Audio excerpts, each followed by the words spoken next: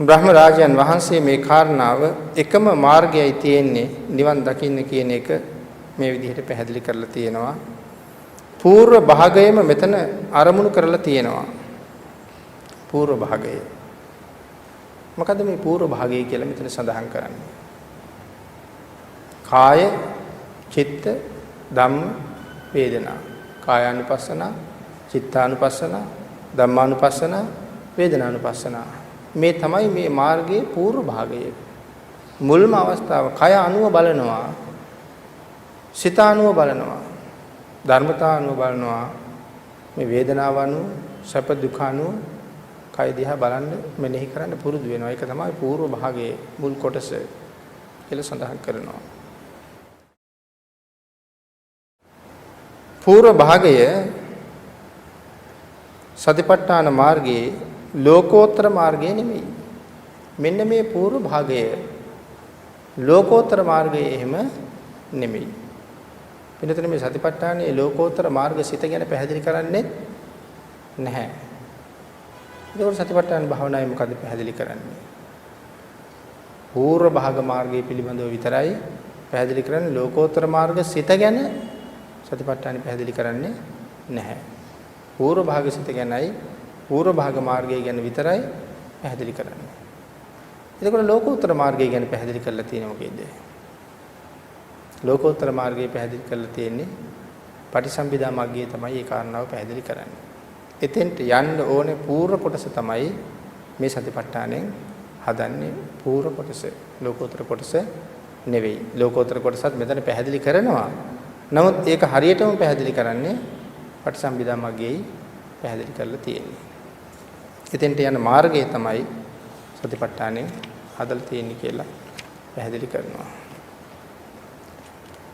මේ పూర్ව භාගයේ නොයෙක් වාරවල పూర్ව භාගයේ නොයෙක් වාරවල යන්න පුළුවන්. ඒ නොයෙක් වාරවල යන්න පුළුවන් කියලා කියන්නේ අපිට කායානුපස්සන, ධම්මානුපස්සන, චිත්තානුපස්සන, වේදනානුපස්සන කියන මේ කාරණාව නැවත නැවත වඩන්න පුළුවන්. අපි කාලයක් වඩාගෙන ගිහලා මග නවත්තනවා. නවත්තලා කාලයක් අතහැරලාම ඉන්නවා. නැවත ආය අවතීර්ණ වෙලා ඒ කාරණා මුදුන්පත් කරන්න ආය පුළුවන්. ආය කාලයක් ඒක පුරුදු කරලා තියෙනවා. මනාව සිතානුව කයානුව අපි එහෙම බලනවා. ආය කාලයක් යනකොට ආයත් ඇරිලා යනවා. නමුත් ආය කල්පනා කරනවා නෑ මං එදා මේක වැඩුවා. මම මේ කාරණාව ආයෙත් පටන් ගන්න ඕනේ. එහෙනම් නැවත නැවත මේ කාරණාව මේ పూర్ව කොටස නැවත නැවත කෙනෙකුට මේ මාර්ගයේ යන්න පුළුවන් කියලා සඳහන් කරනවා. නමුත් නොඑක් වර යන්න පුළුවන් වුණාට එකම මාර්ගයයි තියෙන්නේ කියන කාරණාව. නොඑක් වර යන්න පුළුවන්. නොඑක් වර මේ කාරණා හතර ඔස්සේ ඇතුල් වෙන්න පුළුවන්. නමුත් එක මාර්ගයයි තියෙන්නේ. ඒ සතිපට්ඨාන මාර්ගය විතරයි. අර අරමුණු හතරෙන් ඇතුල් වෙන්න පුළුවන්. හතරෙන් ඇතුල්ලා ගමන් කරන්න තියෙන්නේ එක මාර්ගයයි. එනදින අතීතයේ හිටියා ඊටාම ත්‍රිපිටකධර ස්වාමීන් වහන්සේලා දෙන්නේ. ස්වාමීන් වහන්සේලා ඕන තරම් හිටියා. මෙතන මේ කාරණාවට පැහැදිලි කරනවා දෙනමක් පිළිබඳව.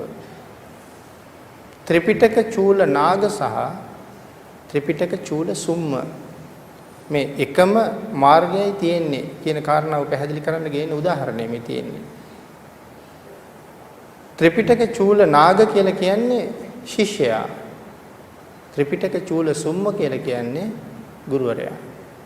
මේ දෙන්නම දෙන්නට දෙන්නා හරියට ත්‍රිපිටකයේ සහ අට කතාව මනාව ප්‍රගුණ කරලා තියෙන ත්‍රිපිටක ධාරී මේගොල්ලෝ. ඉගෙන ගන්න දෙයක් ඇත්තෙම නැහැ. මුළු ත්‍රිපිටකයේ ආවර්ජනය කරන්නේ මනසින්. අය පොතක් අල්ලන්නේවත් නැහැ. මුළු ත්‍රිපිටකයම ආවර්ජනය කරන්නේ මනසින්. අන්න එහෙම මහා ධර්ම දරයන් දෙදෙනා එක දවසක් සාකච්ඡාවකට යෙදෙනවා මෙන්න මේ එකම මාර්ගයයි කියන කාරණාව පිළිබඳව. එතනදී මේ ත්‍රිපිටක චූල නාග කියන තෙරුන් වහන්සේ සඳහන් කරනවා මහා සතිපට්ඨානයේ ඇත්තේ ලෝකෝත්තර මාර්ගයේ పూర్ව භාග කොටස විතරයි කියලා උන්වහන්සේ සඳහන් කරනවා. එහෙම සඳහන් කරන්නේ ත්‍රිපිටක චූල නාග ස්වාමීන් වහන්සේ. මහා සතිපට්ඨානයේ තියෙන්නේ ලෝකෝත්තර මාර්ගයේ పూర్ව භාග කොටස විතරයි. එහෙම සඳහන් කරන්නේ ශිෂ්‍ය ස්වාමීන් වහන්සේ. ආචාර්ය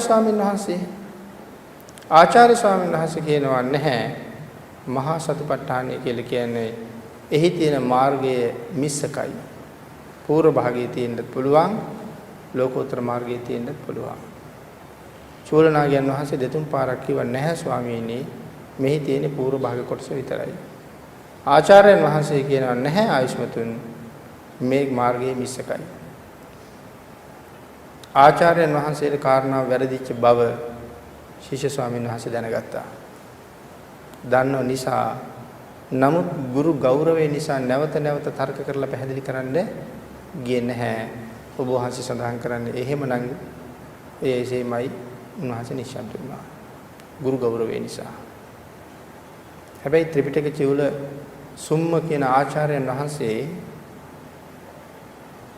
ජල ස්නානය කරන්න යන වෙලාවේ කල්පනා කරනවා චූල නාග මේ ලෝකෝත්තර මාර්ගයේ పూర్ව මාර්ගයේ තියෙන කියලා සඳහන් කරනවා.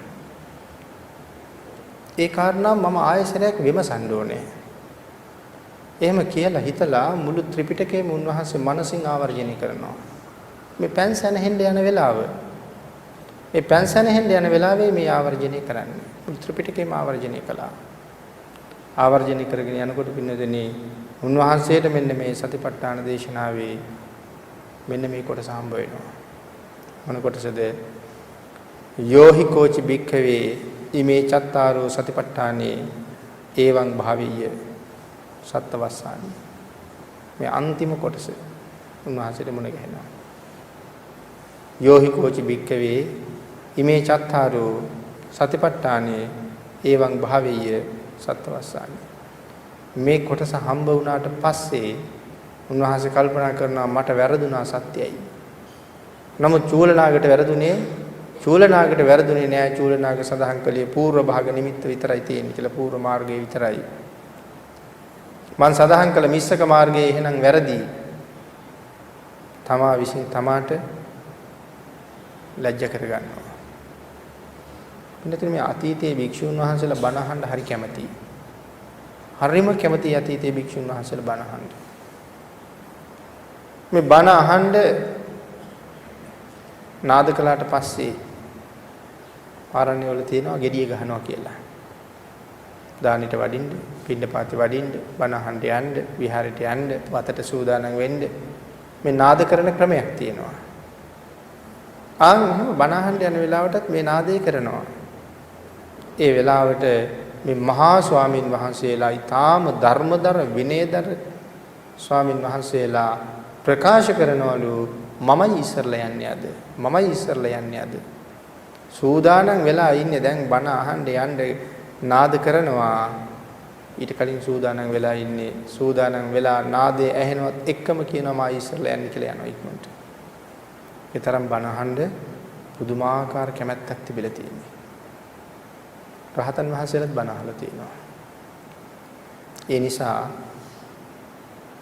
අපි කෙසේනම් බණ ඇහිය යුතුද? රහතන් වහන්සේලාත් බණ ඇහුවනම්. එහෙම බණ අහන්න ගිහිල්ලා ස්වාමින් වහන්සේලා ඉන්නේ දේශකයන් වහන්සේගේ පිටිපස්සේ. අනික් ශ්‍රාවකයෝ ඉන්නවා දේශකයන් වහන්සේගේ ඉස්සරහ පැත්තේ. ස්වාමින් වහන්සේ පසකින් ආසන පනවගෙන උන්වහන්සේලා බිම වාඩි වෙලා සද්ධර්ම ශ්‍රවණය කරන්නේ. අනිත් ශ්‍රාවකයෝ ගිහි ශ්‍රාවකයෝ ආදී සියලු දෙනා ඉන්නේ ඉදිරිපසයි සද්ධර්ම ශ්‍රවණය කරන්නේ. මෙන්න මේ ස්වාමින් වහන්සේ කල්පනා කරනවා ත්‍රිපිටක චූල සුම්ම ස්වාමින් වහන්සේ ආචාර්යයන් වහන්සේ මට වැරදිච්ච බව පිළිගන්න ඕනේ. තමා විසින් තමාට දඬුවමක් කරනවා. දැන් අපි නම් අපිට වැරදිච්චාම ඒක වැරදුනා කියලා කියන්න කැමතිත් නෑ. හදාගන්න පුළුවන් නම් හැංගිලා හොරෙන් හරි හදාගෙන ඉදිරිපත් වෙන්න අරිනවා.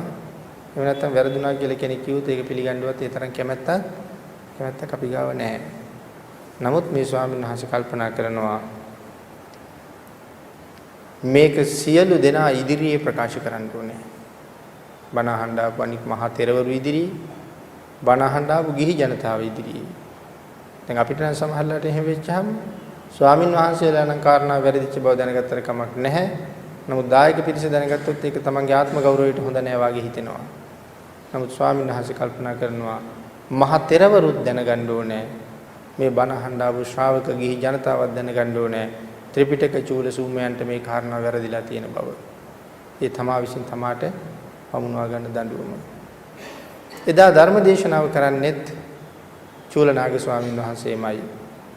මේ අතීතයේ 8 වෙනි දවසේ මාසේ 8 වෙනි දවසේ ඊළඟට 14 වෙනි දවසේ සහ 15 වෙනි දවසේ අපි කියන චාතුද්දසී පන්නරසී කියලා. මාසේ 8 වෙනි දවසයි 14 වෙනි දවසයි 15 වෙනි දවසයි ස්වාමීන් වහන්සේලා සහ ගිහි පිරිස සිව්වණක් පිරිස එකතු වෙලා ධර්ම සාකච්ඡා කරලා ධර්ම දේශනා කරලා තියෙනවා. දැන් ඒ වගේම ධර්ම දේශනාවක් තමයි අද මේ සියලු දෙනාම එකතු වෙලා පැවැත්වෙන්නේ. චූලනාග ස්වාමීන් වහන්සේ තමයි අද දේශනාව කරන්නේ. චූලනාග ස්වාමීන් වහන්සේ ධර්ම දේශනාව ආරම්භ කරන කාල ഘോഷණය කරනවා. ඒ වෙලාවේ චූල සුම්මු ස්වාමීන් වහන්සේ පිටිපස්සේ ඉඳලා කතා කරනවා. ඇවත් චූලනාගයින්.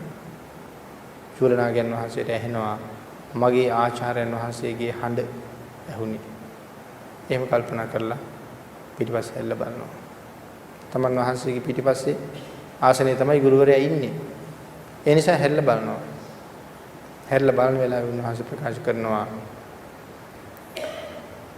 මේ සතිපට්ඨානේ චූල නාග දැක්ක పూర్ව මාර්ගයේ පමණයි පෙර කොටස පමණයි සතිපට්ඨානේ තියෙන්නේ. චූල නාග ඔබ සඳහන් කරපු పూర్ව කොටස පෙර කොටස පමණයි මේ සතිපට්ඨානේ තියෙන්නේ. මම සඳහන් කරපු මිස්සක මාර්ගයේ මේ සතිපට්ඨානේ නැහැ. මොකද මෙතන සඳහන් කළා ඒවං භාවෙයං සත්තවස්සානි ලෝකෝත්තර මාර්ග සිත ඉපදුනා නම් ලෝකෝත්තර මාර්ගයට පිවිසෙන්නේ නැතුව අවුරුදු 7ක් ලෝකෝත්තර සිත පවතින්නේ නැහැ. ඒ කාරණාව මෙතනින් හම්බ වෙනවා. ලෝකෝත්තර සිත අවුරුදු 7ක් පවතින්නේ නැහැ. ලෝකෝත්තර සිතට එළඹුණා නම් ලෝකෝත්තර මාර්ගයට එළඹෙනවා කියන කාරණාව.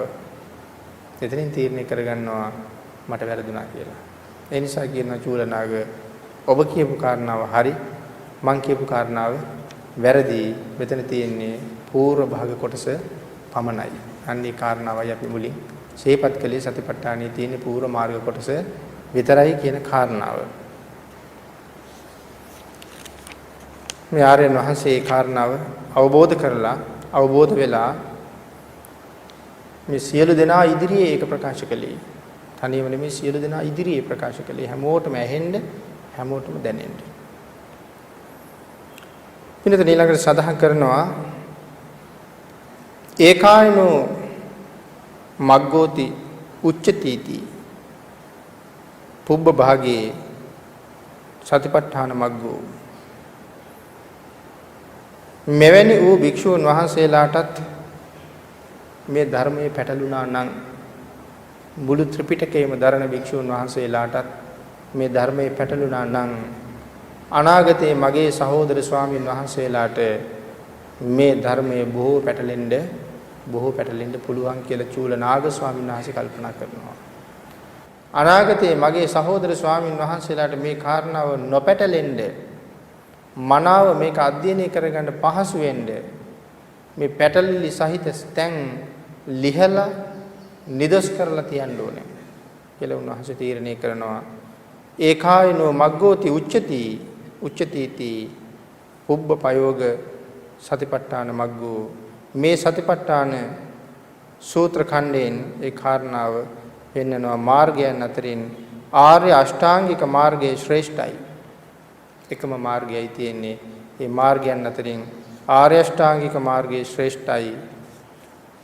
සත්‍යයන් අතරින් චතුරාර්ය සත්‍ය ධර්මයේම අග්‍රයි.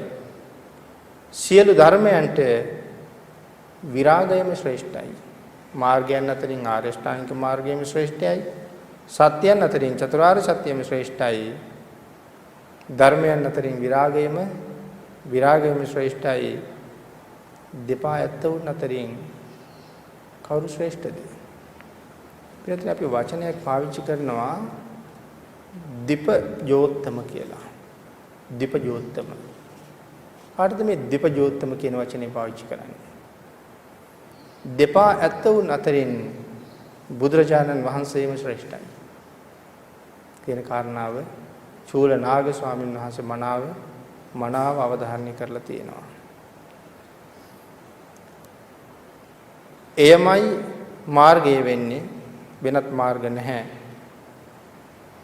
දර්ශනයාගේ පිරිසිදු බව පිණිස ඒ මාර්ගයේම නුඹලා පිළිපදිව් දුක නැති කිරීම පිණිස දැක්ම පිරිසිදු කර ගැනීම සඳහා මෙන්න මේ මාර්ගයේම පිළිපදින්න කියලා සඳහන් කරනවා. දුක්ඛ සන්තං කරිස්සති. දුක නැති කිරීම සඳහා මේ එකම මාර්ගයේ පිළිපදින්න උන්වහන්සේ නැවත වතාවක් සිහිපත් කරලා තියෙනවා. මෙතන මග්ගෝ යනුවෙන් සඳහන් කරන්නේ මොන මාර්ගයේද? නිර්වාණයට ගමන් කරන අර්ථයෙන් නිර්වාණයට කැමති පුජ්‍යලයා යා යුතු මාර්ගය. නිර්වාණය තම යා යුතු මාර්ගය නිර්වාණය දියුණුව යයි සලකන පුජ්‍යලයා යා යුතු එකම මාර්ගයේ අර්ථයෙන් මේකට මාර්ගය කියලා කියනවා. දියුණුව හොයාගෙන යන පුජ්‍යලයා යා යුතු එකම මාර්ගය මෙන්න මේ සතිපට්ඨාන මාර්ගයයි. එතන සඳහන් කරන්නේ මොන දියුණුව හොයාගෙන යන පුජ්‍යලයා පිළිබඳවද? ලෝකෝත්තර දියුණුව හොයාගෙන යන පුජ්‍යලයා යා යුතු එකම මාර්ගය මේ සතිපට්ඨාන මාර්ගයයි කියලා මෙතන පැහැදිලි කරලා තියෙනවා. ඊළඟට පින්නතුනි මෙතන දීර්ඝ විස්තරයක් තියෙනවා මේ අට කතාවත් එක්ක. සත්තානං විසුද්ධිය රාගාදි මලේහි අවිජ්ජා විෂම ලෝභාදී. සත්‍යයන්ගේ විසුද්ධිය පිණිස, ඒ කියන්නේ සත්‍යයගේ පිරිසිදු වීම පිණිස, රාගාදී කෙලෙස් මලයන් දුරු වීම පිණිස, සත්‍යයගේ පිරිසිදු වීම පිණිසත් රාගාදී කෙලෙස් මලයෙන් පිරිසිදු වීම පිණිසත් අවිජ්ජා. මොකද්ද මේ අවිජ්ජා කියලා කියන්නේ?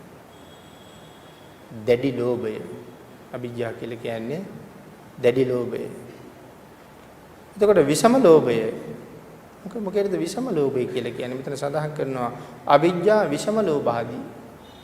අවිජ්ජා කියලා කියන්නේ දැඩි ලෝභය. ඊළඟට විෂම ලෝභය කියලා සඳහන් කරන්නේ අන්‍යයන්ට අයිති වස්තුව ගැන ඇති ලෝභය. තමන්ගේ වස්තුව ගැන තියෙන ලෝභය නෙමෙයි, අනුන්ගේ වස්තුව ගැන තියෙන ලෝභයට කියනවා විෂම ලෝභය කියලා. විෂම ලෝභය කියලා. උපක්ඛිලේසේහි කිලිට්ඨ චිත්තං සත්තානං විසුද්ධත්තානං. මෙවැනි වූ දැඩි ක්ලේශයන්ගෙන් කිලිටු වූ සිත් වලින් යුක්තව සත්වයන්ගේ පිරිසිදු වීම පිණිස තථාහි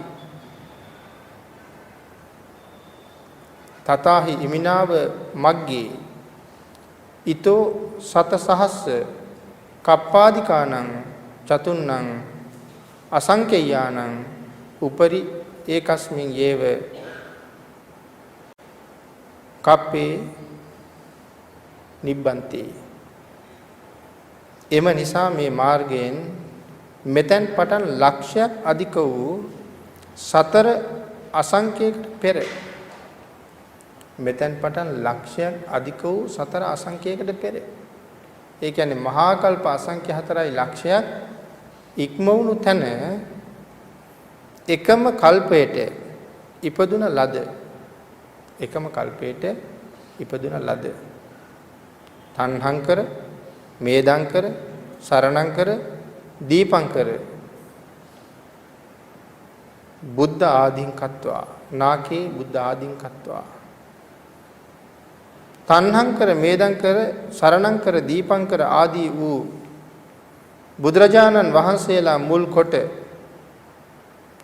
ශාක්‍ය මුනි පරියෝසානා අනේකේ සම්මා සම්බුද්ධෝ ශාක්‍ය කුලයෙන් පැවිදි වූ උතිම් වූ මුනි නමින් හඳුන්වන්නා වූ ශාක්‍ය කුලයෙන් පැවිදි වූ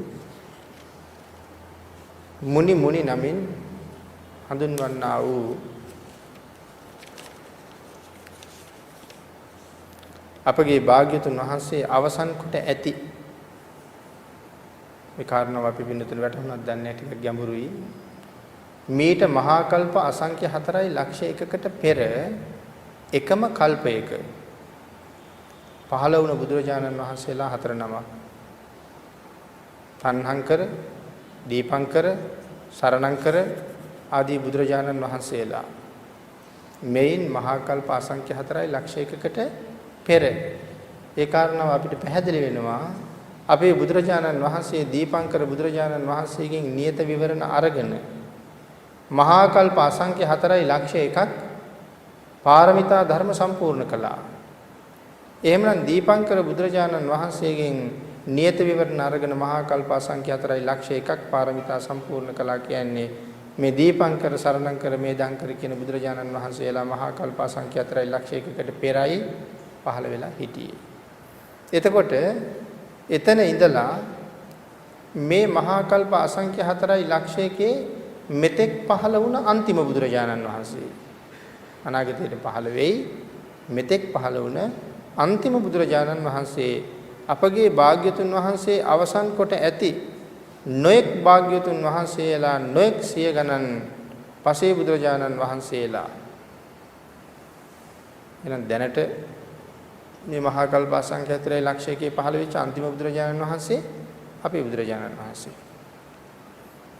ඊළඟට අතීතයේ පහළ වුණ සහ අනාගතයේ පහළ වෙන නොඑක් බුදුරජාණන් වහන්සේලා සහ පසේ බුදුරජාණන් වහන්සේලා අනේක සතා පච්චේක බුද්ධා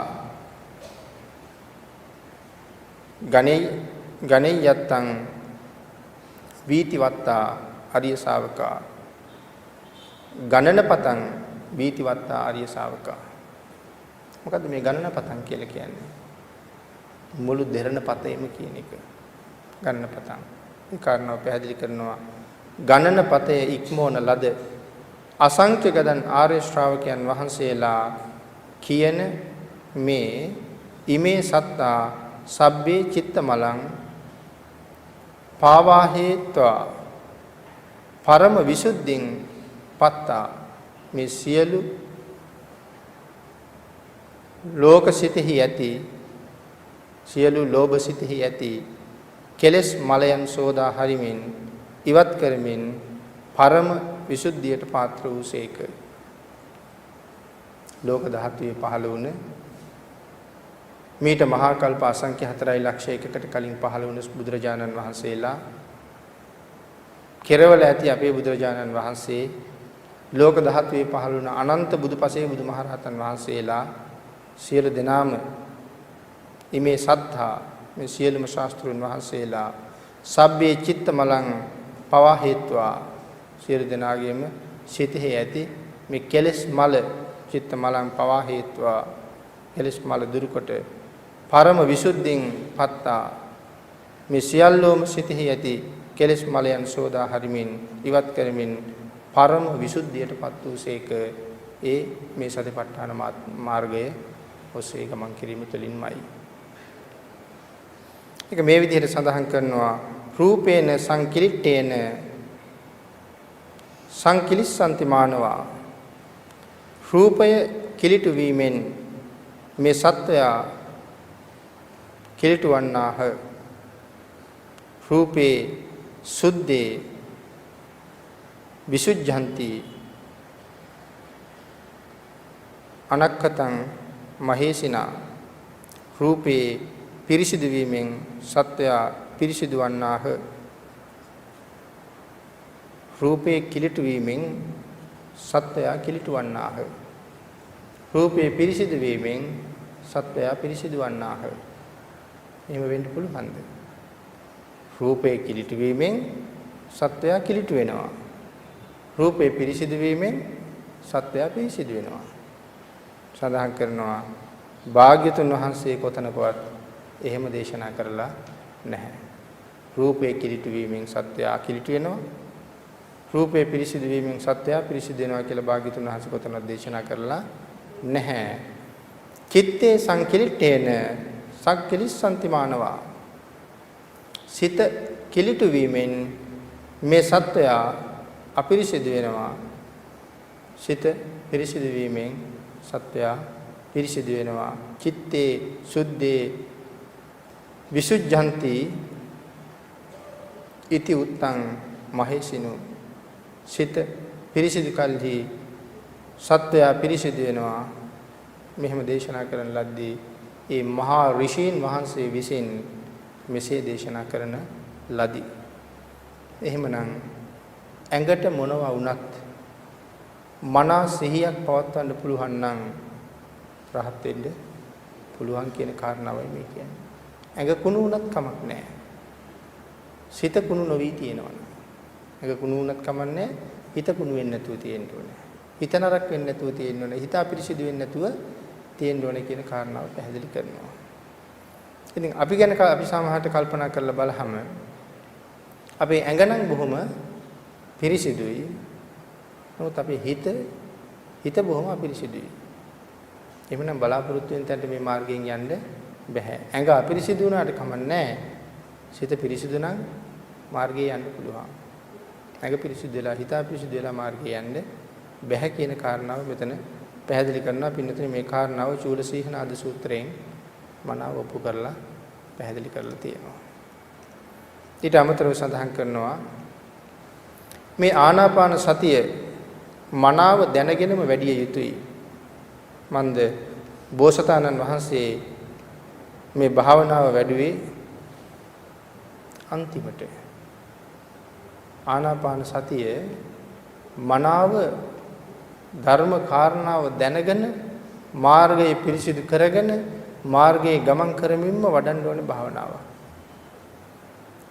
මේකෙන් කියනවා ජීවිතේ වඩන්න අන්තිමට වඩන්න ඕනේ භාවනාව තමයි ආනාපාන සතිය කියලා.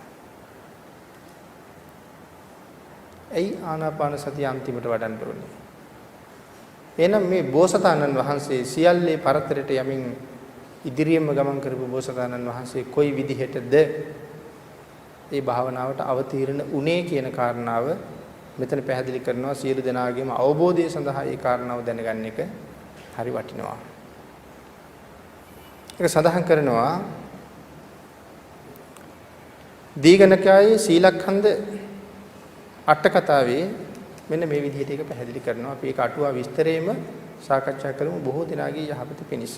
අට කතාවේ සඳහන් කරන්නේ අසංඛ්‍ය 4 ලක්ෂ 1ක් පාරමී පුරලා රාජමාලිගාවේ ඉඳලා අවුරුදු 29ක් කාලයක් අසමාන සැප වෙන කෙනෙකුට නැති උපරිම සැපයක් අවුරුදු 29ක් කාලයක් මේ මාලිගාව තුල සැප සහිතව ගත කරලා මාලිගාව අතහැරලා අබිනිෂ්ක්‍රමණය කරලා අනෝමා නදී තීරයේ පැවිදි වෙලා වසර 6ක් දැඩි වීරිය වඩලා සුජාතා සිටු දිනේගේ දිව්‍ය ඕජස් සහිත මදු පායාසයේ වළඳලා හකුරු ගිතෙල් වෙඬරු මීපැණි සහිතව තමයි මේ කිරිබත හදලා තියෙන්නේ. මේ විශේෂයෙන් මේ කිරිබත හදන හැටි වෙනම සඳහන් කරලා තියෙනවා. මේ කිරිබත සුජාතා සිට දුව පූජා කළා. ඒ කිරිබත පරිභෝජනය කරලා දකුණේ සිට මදක් උතුර දෙසින් නැති බෝධි මණ්ඩලයට පිවිසිලා අසතු රුක්ෂ මූලයෙන් අසතු රුක්ෂ බෝධිරාජානන් වහන්සේ දක්ෂිනා වර්තව තෙවරක් පැදකුණු කරලා ඊශාන දෙසින් හිටගෙන තන ඇතිරිල්ල අතුරලා දකුණ උතුර බටහිර බලලා තමයි මේ තන ඇතිරිල්ල අතුරන්නේ. ඊශාන දෙසින් හිටගෙන බෝධිය තුන් වතාවක් ප්‍රදක්ෂිනා කරලා දකුණු පැත්තයි උතුරු පැත්තයි බටහිර පැත්තයි බලනවා. එහෙම බලනකොට මොකද වෙන්නේ? උන්වහන්සේට තේරෙනවා නිකන් ලෝකෙ පැද්දෙනවා වගේ. නිකන් අර වතුරේ දාලා තියෙන යමක හිටගත්තාම ඒක පැද්දෙනවා වගේ. මේ දකුණ දිහා බලහමත් උතුර දිහා බලහමත් බටහිර දිහා බලහමත් උන්වහන්සේට පේනවා නිකන් ලෝකෙ පැද්දෙනවා වගේ. ලෝකෙ පැද්දෙනවා කියලා කියන්නේ මෙතන සුදුසු නෑ වාඩි වෙන්න කියන එකයි. ඊට පස්සේ තමයි පෙරදිග දිහා බලන්නේ. නැගෙනහිර දිහා බලනකොට ලෝකේ නිශ්චලයි, ස්ථිරයි. අර පැද්දෙන ස්වභාවය නෑ. අන්න ඊට පස්සේ තමයි ඊශාන පැත්තේ ඉඳලා බටහිර පැත්තට මුහුණලා වාඩි වෙන්න කටයුතු තියාගෙන ඉඳ තියාගෙන මේ තනකොළ ටික අතුරන්නේ. සොත්තිය බමුණ දුන්න තන මිටි 8. මේ වෙලාවේ පින්නතුනි 14 රියන් වජ්‍රාසනය පහළ වෙනවා. රියන් 14යි.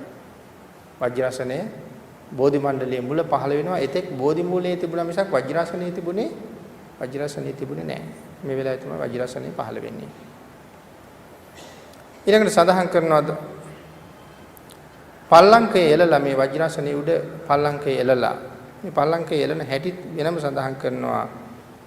තිසන්දි පල්ලංකය කියලා සඳහන් කරනවා මේ පල්ලංකයට. තිසන්දි පල්ලංකය. පල්ලංකය කියන්නේ තමන් වාඩි වෙන්න එලා ගන්න පත්කඩය හෝ හංකඩ හෝ බිම වාඩි වෙන්න එළන යම් එළන දෙයක් පල්ලංකය. එතකොට මේකට තිසන්දි පල්ලංක කියලා කියන්නේ ඇයි? මේ රෙදි කැල්ල නමලා තියෙන නැත්නම් මේ පල්ලංකේ නමලා තියෙන මුළු තුනක් හිටින්න. දැන් අපි පාවිච්චි කරන ලේන්සුව එක මුල්ලකින් අල්ලලා අනිත් මුල්ලට ලං කරාම අපිට තේරෙනවා මුළු තුනක් හිටින්න ඒක නැමෙනවා. එහෙනම් අන්න ඒ වගේ තිසන්දි පල්ලංකයේ නම් පල්ලංකේ එල්ලලා තියෙන මේ විදිහට මුළු තුනක් හිටින්න තමයි පල්ලංකේ එල්ලලා තියෙන එකට තමයි මේ තිසන්දි පල්ලංකය කියලා සඳහන් කරන්නේ.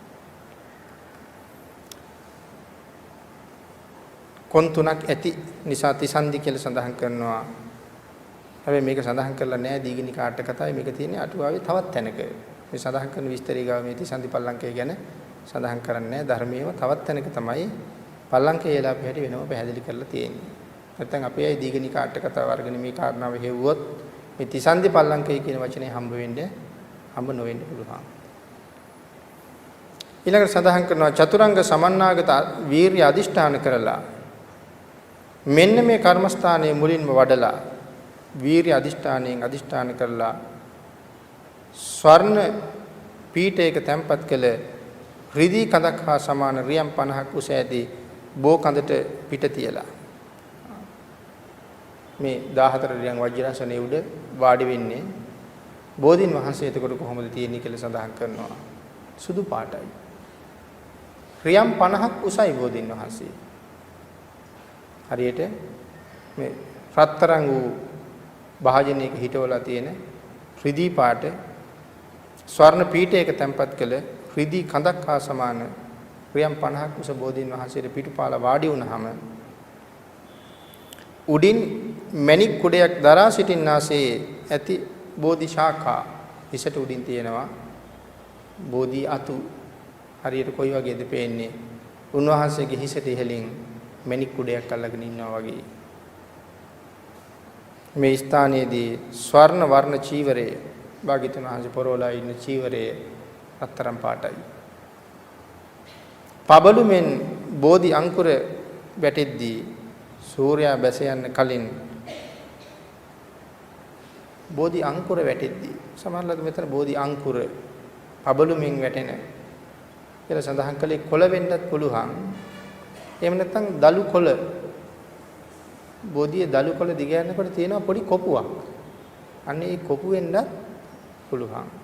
පබළු මෙන් බෝධි අංකුර පැටෙද්දී සූර්යයා බැස යන්න කලින් මර්ධනය කළ ප්‍රථම යාමේ පුබ්බේ නිවාසානුස්සති ඥානය අනුස්මරණය කරලා කවුද මර්ධනය කළේ?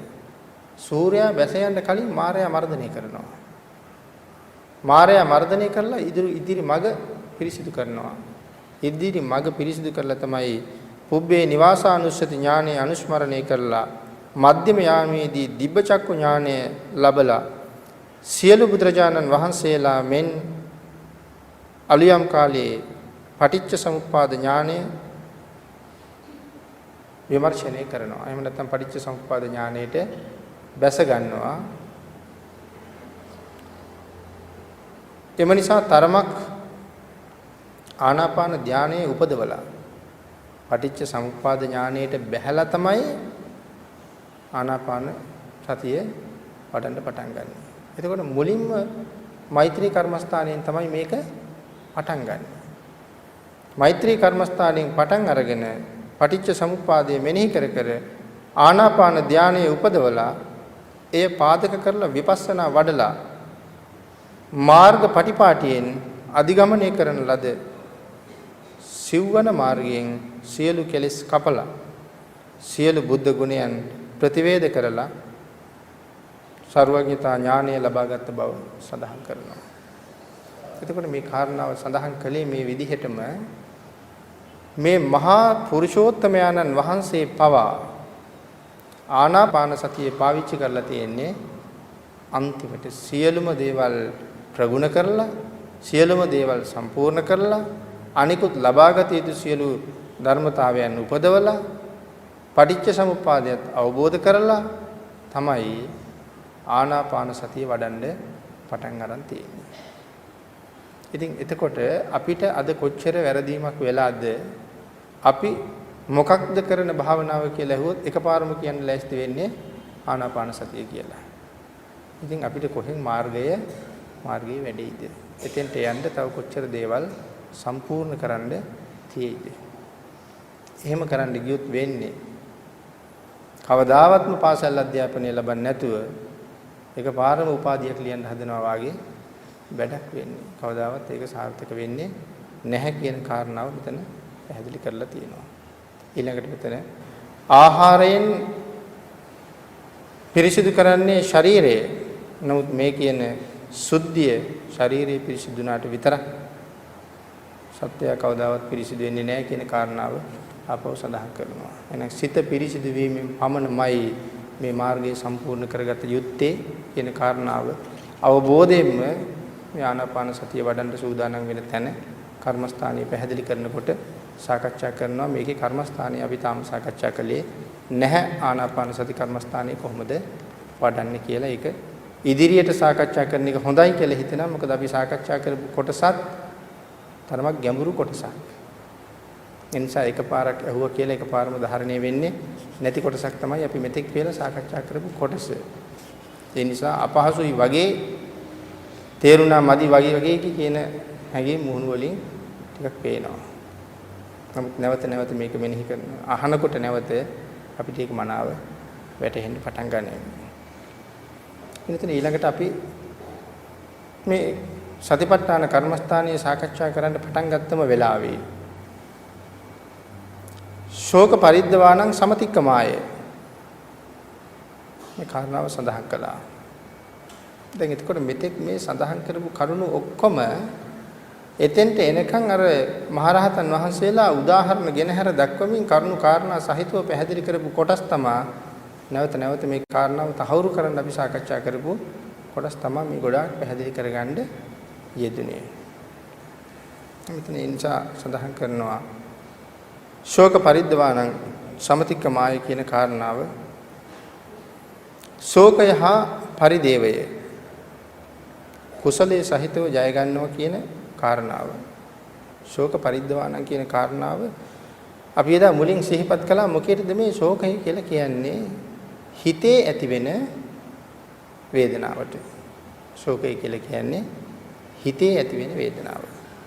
එතකොට දුක්ඛය කියලා කියන්නේ කයේ ඇතිවෙන වේදනාවට. දුක්ඛ කියලා කියන්නේ කයේ ඇතිවෙන වේදනාව. ශෝක කියලා කියන්නේ හිතේ ඇතිවෙන වේදනාව. පරිදේවය කියලා කියන්නේ වචනේ කියා දුක ප්‍රකාශ කිරීම. කෑකෝ ගහ වචන කිය එක වචන නන්දොඩොඩොඩෝ දුක ප්‍රකාශ කරන එකට පරිදේවය කියලා කිව්වා. එහෙනම් ශෝක පරිද්දවාණං සමතික්කමාය මේ ශෝකය හා පරිදේවය කුසලයේ සහිතව ජය ගන්නවා කියන කාරණාව මෙන්න මේ මාර්ගයේ භාවිතයට ඊටාම වටිනවා. ශෝකය හා පරිදේවයේ කුසලයේ සහිතව මොකද්ද මේ කුසලයේ සහිතව සන්තති මහ ඇමතියා සමතික්‍රමණය කිරීම. සන්තති මහ ඇමති ශෝකය සමතික්‍රමණය කිරීම කියන කාරණාව මෙතන පැහැදිලි කරනවා අපිට මේක තේරුම් ගන්න පහසු වෙන්න. සමතික්‍රමණය කරනවා. නැත්නම් ශෝකය සහ පරිදේවය නැති කරලා දානවා. ඊළඟට පටාචාරාවගේ පරිදේවය සමතික්‍රමණය කිරීම උදාහරණ ලෙස පෙන්වනවා. සන්තති මහ ඇමතියාගේ ශෝකය සමතික්‍රමණය කිරීමත් පටාචාරාවගේ පරිදේවය සමතික්‍රමණය කිරීමත්. දැන් අපිට ඒක පොඩ්ඩක් වැටහෙන්න ඇති ටිකක් කියලා මට හිතෙනවා.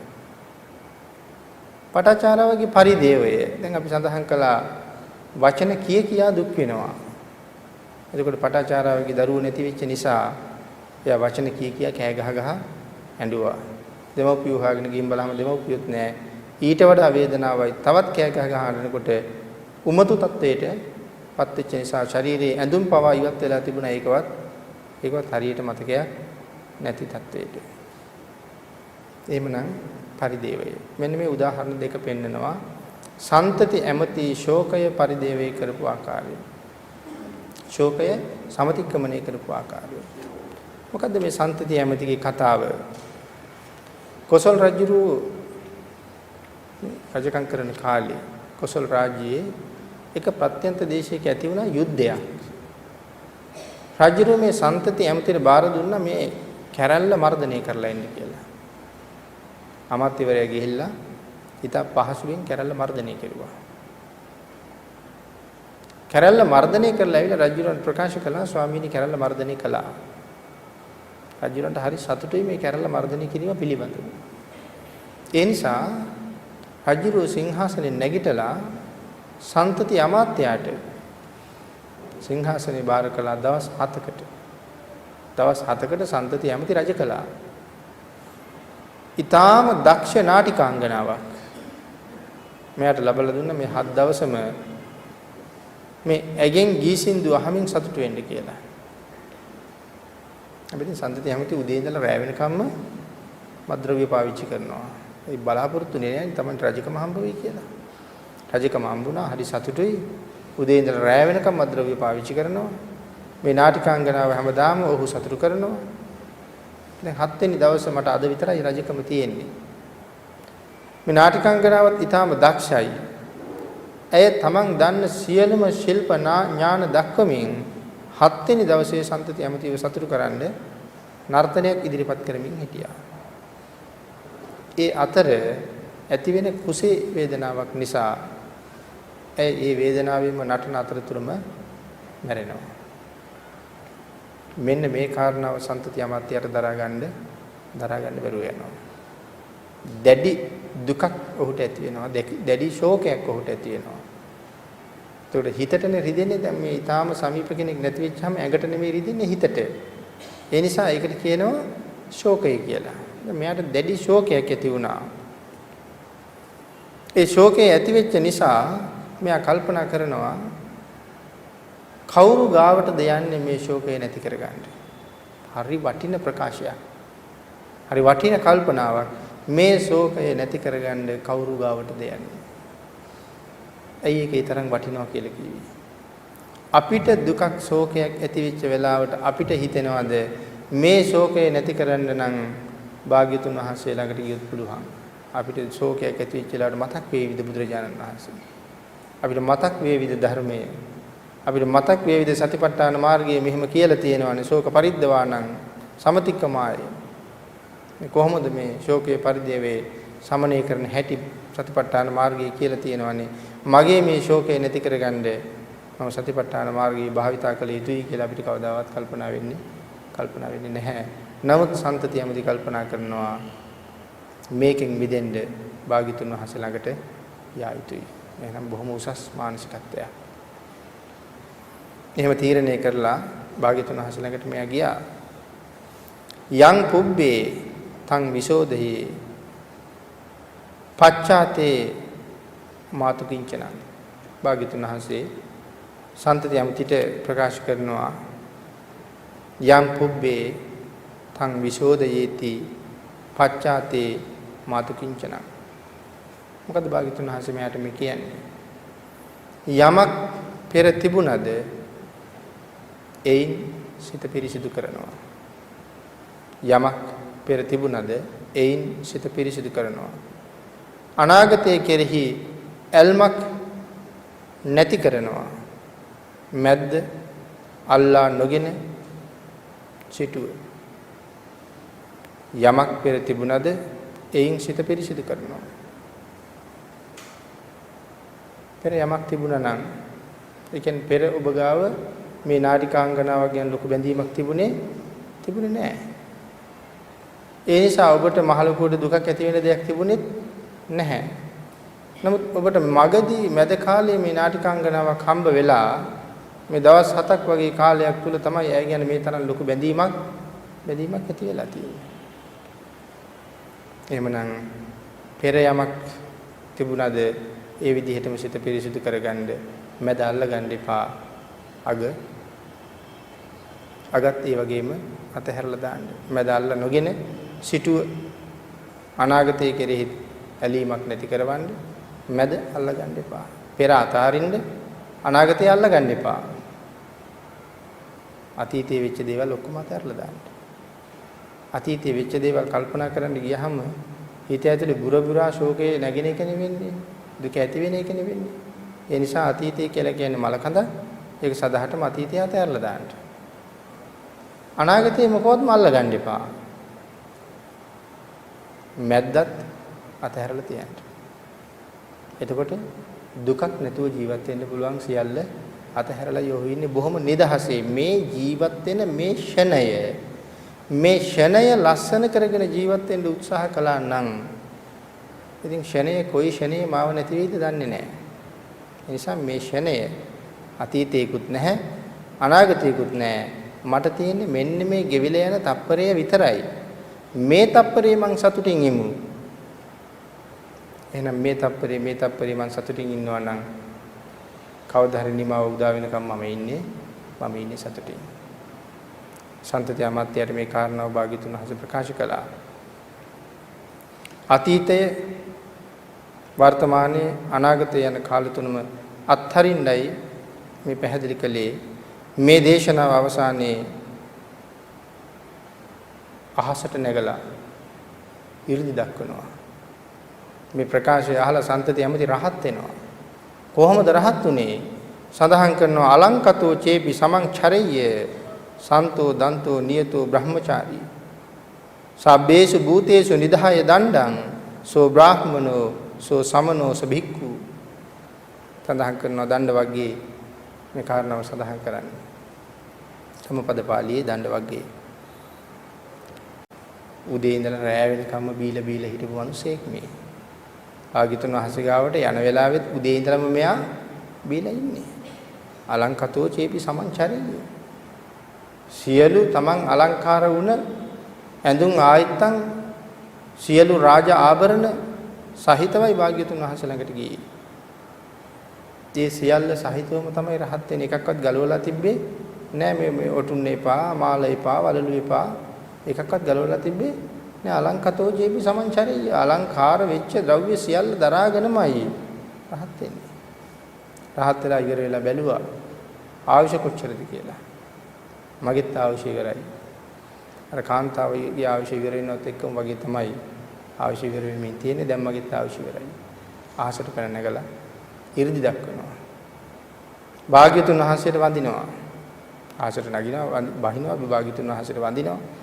මෙහෙම කරලා අහසදීම පිරිනවම් පානවා. ධාතුන් වහන්සේලා විසිරලා යනවා. මෙයාගේ ශෝකය සමතික්‍රමණය කරගන්න භාග්‍යතුන් වහන්සේව සොයාගෙන ගියපු නිසා එයාට ඒ ශෝකය දිනන්න පුළුවන් වුණා. වෙනත් ඊළඟට කතා කළේ පටාචාරාවගේ පරිදේවය. පටාචාරා තමන්ගේ දරුවොත් නැති වෙලා, මව්පියොත් නැති වෙලා. ඒ නිසා ඊටාම දුක් සහිතව, ශෝක සහිතව, පරිදේවයකින් යුක්තව වැළපෙනවා. මෙහෙම වැළපි භාග්‍යතුන් වහන්සේ ළඟට අන්තිමට යන්නේ භාග්‍යතුන් වහන්සේ ළඟට. මෙතන පෙන්눔 කරනවා ඇය තම පුතාගෙන අසමින් විලාප දෙමින් පරිදේවයෙන් යුක්තව භාග්‍යතුන් වහන්සේ ගාවට යනකොට නසන්ති පුත්තා තානාය න පිතා නාපි බද්දවා අන්තකේ නාදී පන්තස්ස නත්ති ඥාති සුතානතා තම පුතාටවත් ආරක්ෂාව සපයන්න බෑ.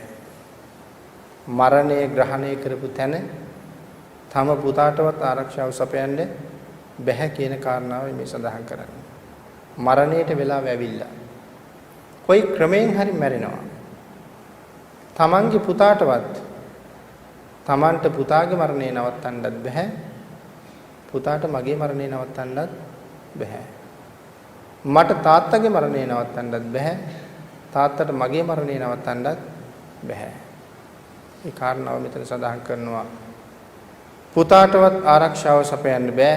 තම පියාටවත් ආරක්ෂාව සපයන්න බෑ. තමන්ගේ ඥාතීන්ටවත් ආරක්ෂාව සපයන්න බෑ. මේ මායя යම් තැනක ග්‍රහණය කළා නම් කිසිම කෙනෙකුට ආරක්ෂාව සපයන්න බෑ කියලා භාග්‍යවතුන් වහන්සේ දේශනා කරනවා. මේ කාරණාවේදී තමන්ට පුතාට තමන්වත් ආරක්ෂා කරන්න බෑ. මේ කාරණාව අවබෝධ වුණාම පටාචාරව සෝවාන් භාවයටපත් වෙනවා. මේ කාරණාව විතරක් අවබෝධ කරලා පටාචාරව සෝවාන් වුණාද? එතකොට පටාචාරාවගේ පෙරපින් මොකවත්ම නොතිබී මේ කාරණාවෙන්ම පටාචාරාව සෝවාන් වුණාද? එහෙනම් පටාචාරාවගේ පෙර බොහෝ පින් තිබුණා. ආයෙත් මේ සසර හැටි කියනවා. නමුත් Tamange gedara බැල මෙහෙවරකම් කරමින් හිටපු සේවකයාත් එක්ක අනියම් සම්බන්ධතාවයක් ඇති කරගෙන ගෙදරින් ගිහිල්ලා තමයි මේ අත්පත් කරගත්තා කියන දුක අත්පත් කරගත්තා කියලා අපි දන්නේ. නමුත් ඒක සමහර විට ඒක තමයි ඉරණමේ ස්වභාවය. ඒක ඉරණමේ ස්වභාවය. එතකොට මේ එසේ මෙසේ කෙනෙක්ද මේ විදිහට ගිහිල්ලා තියෙන්නේ. මේ විදිහට මේ gedara වැඩකාරයත් එක්ක මව්පියන්ට නොකියා ගිහිල්ලා තියෙන්නේ මහා කල්ප ලක්ෂයක් පෙරම් පුරලා ඉන්න කෙනෙක්. සංසාරේ නම් කොහොමද කියන කාරණාව අපිට ආපහු ප්‍රත්‍යක්ෂ කරනවා. මොනවටද මහා කල්ප ලක්ෂයක් පෙරම් පුරලා තියෙන්නේ?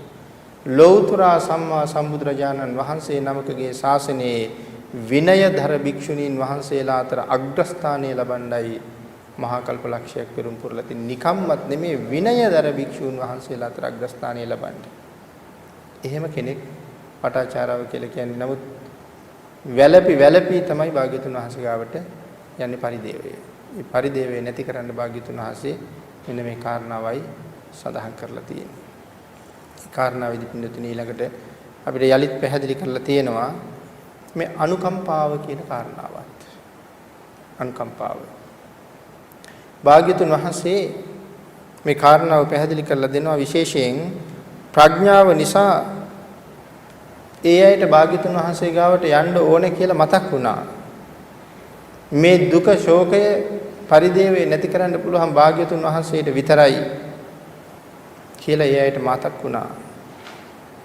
අපි අතරින් කාටද මේ දුක ශෝකයේ වැඩියෙන් දැනෙනකොට භාග්‍යතුන් වහන්සේ මතක් වෙලා භාග්‍යතුන් වහන්සේ සිහිපත් කරලා එතෙන්ට යන්න හිතුනේ.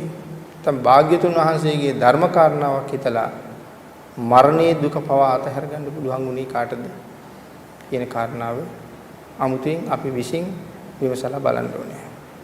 ඊළඟට පින්නතුනේ මේ කාරණාව තවත් භාග්‍යතුන් වහන්සේටත් ධර්මයටත් කොතරම් අපි දුරින්ද ඉන්නේ කියන කාරණාවත් ආපහු පැහැදිලි කරනවා. භාග්‍යතුන් වහන්සේටත් ධර්මයටත් අපි බොහෝම දුර ඉන්න නිසා තමයි මේ දුකක් ශෝකයක් පරිදේවයක් ඇති වෙච්චාම අපිට ධර්මය මතක් වෙන්නේ නැත්තේ. අපි ඊටාම දුර ඉන්න නිසා.